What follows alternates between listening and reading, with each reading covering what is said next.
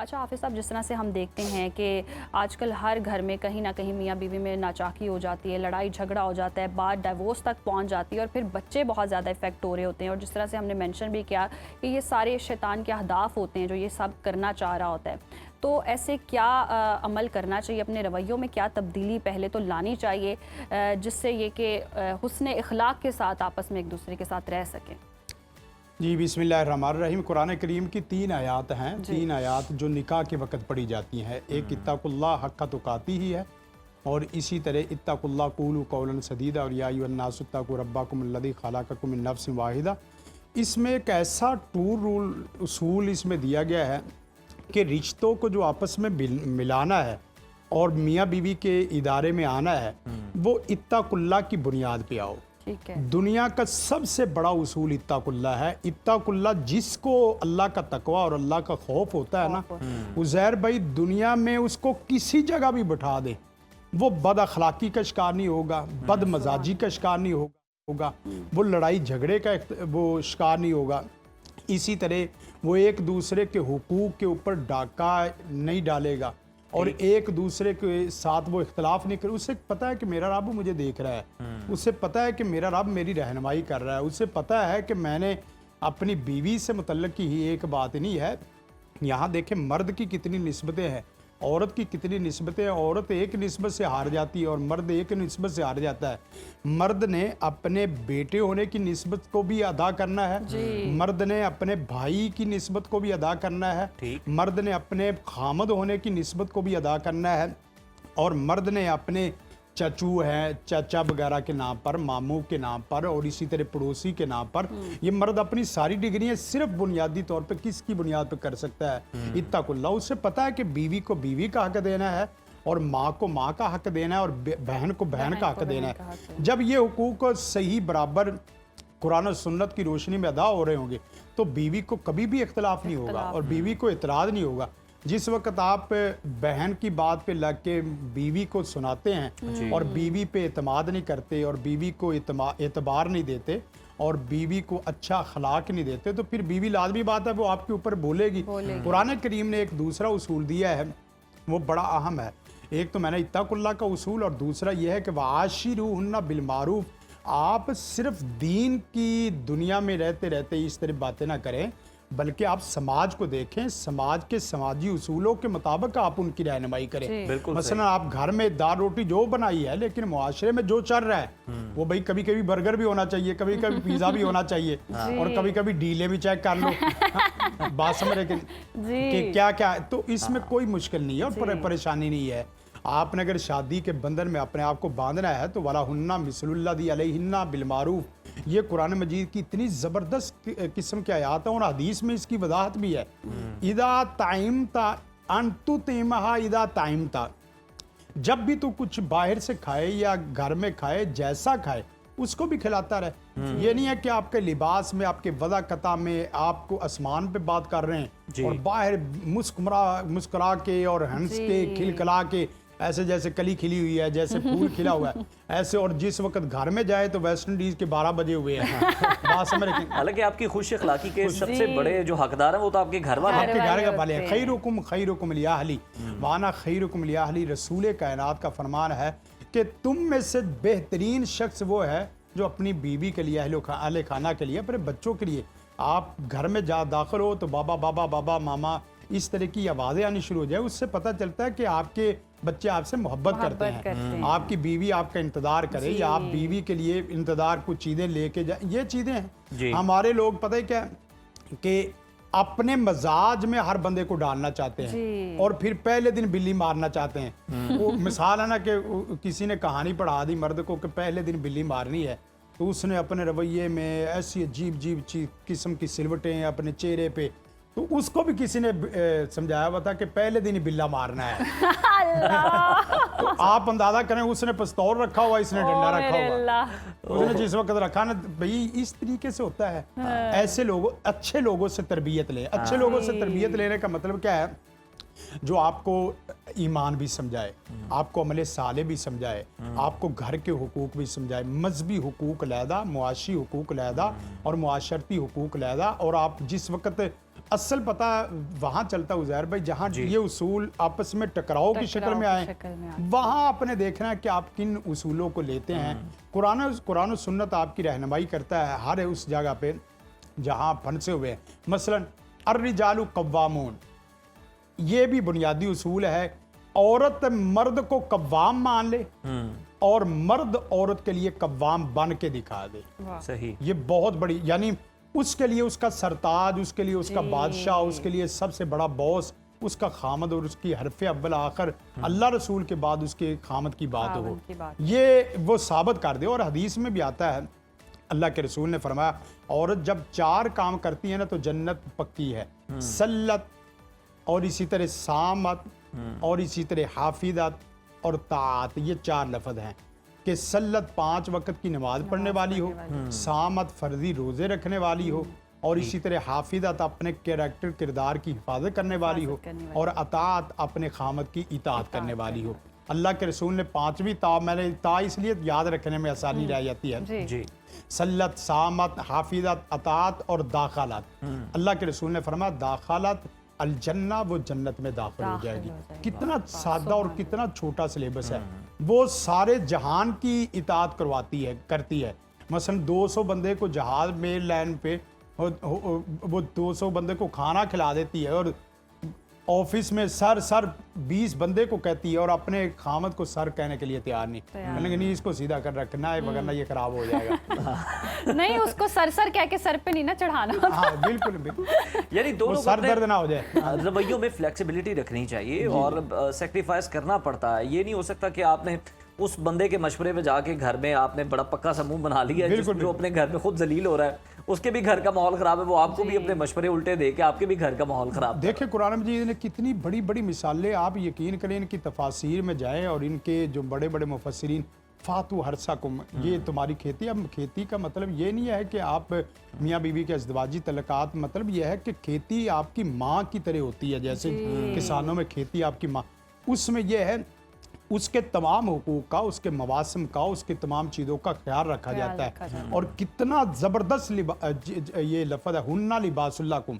ایک مخلوق کو اللہ تعالیٰ نے لباس سے نوازا ہے، اور وہ دنیا کی مخلوق وہ انسان ہے، کسی مخلوق میں لباس نہیں. اور اس میں لباس کا مطلب کیا ہے کہ اس کے ہر قسم کے رازداری کی باتیں اس کے لیے لباس ہے، اس کے ہر چیز میں پردہ پوشی والی بات ہے. اب مرد اپنی کہانی باہر اور عورت اپنی کہانی باہر، اپنا منصف نہ کسی کو بنائے، اپنا ثالث کسی کو نہ بنائے.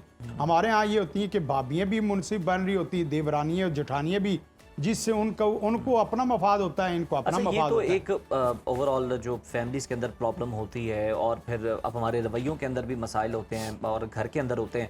لیکن قاری صاحب یہ بھی دیکھا گیا ہے کہ ہوتا یہ ہے کہ مسئلہ کوئی اتنا بڑا نہیں ہوتا، چھوٹی سی بات ہوتی ہے لیکن وہ بگڑتے بگڑتے اتنی بگڑ جاتی ہے کہ سمجھ ہی نہیں آتا کہ یہ معاملات ہے کیا. اب اس میں کس طرح سے شیطان کا عمل دخل ہے، اس کا اندازہ کس طرح سے لگایا جا سکتا ہے؟ بچنے کے لیے کون سے وظائف ہیں، یہ بھی ذرا عطا کریں. دیکھیں سب سے بڑی بچنے والا وظیفہ تو آپ نماز ہے اور ذکر ہے اور دعا ہے، اور پھر ساتھ ساتھ جو ہے نا وہ ان کو کھلانا پلانا جو عملی طور پہ ہے. تو جملوں سے نہیں ٹوٹنا چاہیے اور الفاظ سے نہیں توڑنا اور جوڑنا چاہیے. آپ اپنے رویوں کی اتنا مضبوط کر لیں کہ اللہ کی رحمت ہو جائے. ایک بہت زبردست وظیفہ ہے ربنا حب لنا من ازواجنا وذریاتنا قرۃ اعین واجعلنا للمتقین اماما. یہ اس دعا میں ایسا زبردست قسم کا جو ہے نا وہ ایک ہدف دیا گیا کہ اس کو ہدف میں رکھنا اور طے کرنا. وہ کیا ہے کہ میاں بیوی آپس کی آنکھوں کا نور اور دل کا سرور بنا دے، اور بچوں کو بھی. یعنی آپ اندازہ کریں کہ میاں بیوی کو دیکھ کے، بیوی میاں کو دیکھ کے تسر ناظرین کے منظر پیش کر رہے ہوں تو، اور اس میں ایمان کی بھی روشنی ہو، اس میں اخلاق کی بھی روشنی ہو، اس میں معاشرتی رویوں کی بھی روشنی ہو. یہ نہیں ہے کہ آپ ادھر تہجد پڑھ رہے ہیں اور آپ کے کپڑے اتنے میلے کو چلے ہیں کہ بندے کو دیکھ کے کیا ہے، اور اسی طرح عورت آپ کو دیکھ کے جو نا وہ اس کو ایک عجیب بہوبلا نظر آ جانا. سنو میں سچ کہہ رہا ہوں، اس کی وجہ یہ ہے کہ مرد نہیں، سیدھی بات ہے، مرد جس طرح مرد چاہتا ہے ادھر سے حور العین ہو، اور وہ بھی چاہتی جبریل ہو. بات میں رکھے دونوں طرف اس طریقے سے ہونا. میں نے ایک صاحب کو اس طرح دیکھا، اس کے بال بکھرے ہوئے، کپڑے अजीब व गरीब किस्म के। मैंने कहा इसको शादी के बंधन में बांधा किसने है? तो असल ना ये चीज़ें ये बहुत पहले important वर्कशॉप होनी चाहिए। जी। रब्बाना हबलान मिन अज़वाजिना, और इसी तरह एक बहुत ज़बरदस्त दुआ ये पढ़ते रहना चाहिए मियाँ बीवी को, अल्लाहुम्मा अलिफ बैना कुलूबिना व अस्लिह ज़ात बैनिना।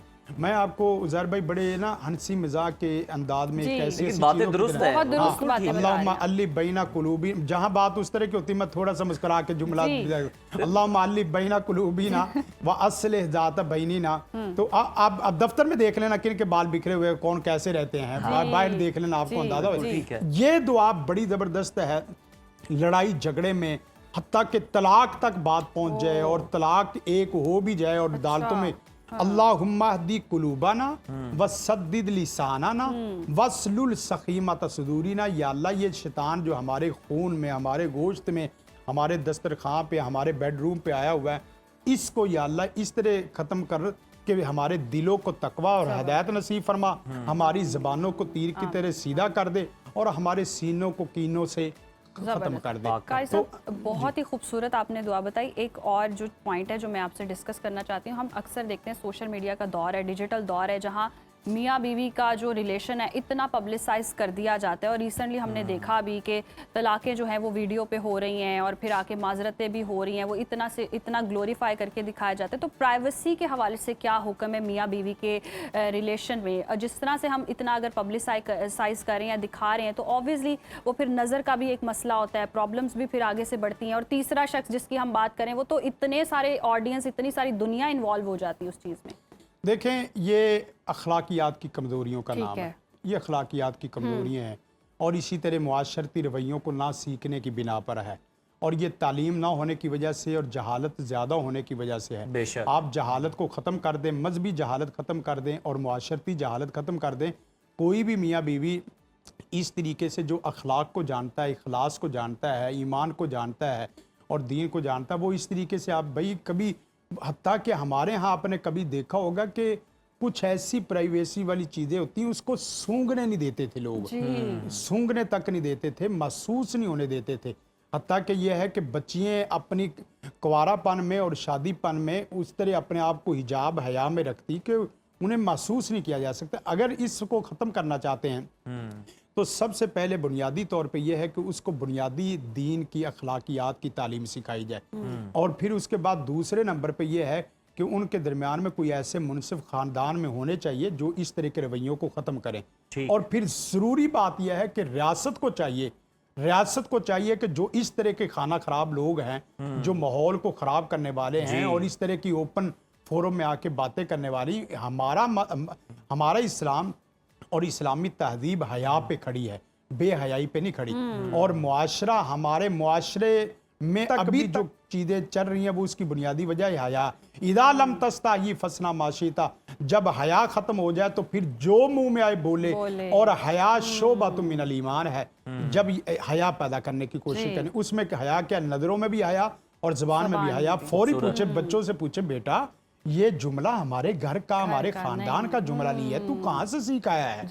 ये रवैया हमारे खानदान का रवैया नहीं है, ये हमारे पाकिस्तान के रवैये नहीं है। मसलन हम हाथों में हाथ डाल के पाकिस्तान में ओपन फोरम में, ओपन माहौल में इस तरीके से मियाँ बीवी भी नहीं।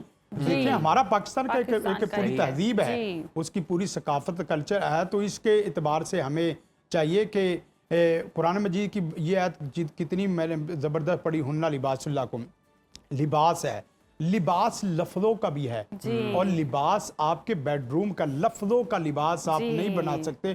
तो आप यकीन करें मुआशरे को ऐसा जो आदमी है, मैं समझता हूँ उसके लिए चाहे तज़ीरी सदा ही क्यों ना हो, तज़ीरी सदा का मतलब क्या है, उससे बाइकाट कर दे, खानदान बाइकाट कर दे और खानदान के साथ साथ उसको कोई ना कोई 15 से वार्निंग भी आ जानी चाहिए। बात समझ, लेकिन तो बरकैफ अब मैं कह रहा था कि दुआएं जो पढ़नी हैं उसमें अल्लाहुम्मा हदीना, अल्लाहुम्मा हदी कुलूबाना, और एक है अल्लाहुम्मा अल्ली बैना कुलूबिना व अस्लिह ज़ाता बैनिना। व अस्लिह ज़ाता बैनिना ये भी लफ्ज़ इतना ज़बरदस्त है कि हमारे दरमियान में उल्फत और मोहब्बत भी पैदा फरमा और हमारे कामों के दरमियान में सुलह सफाई भी पैदा फरमा दे।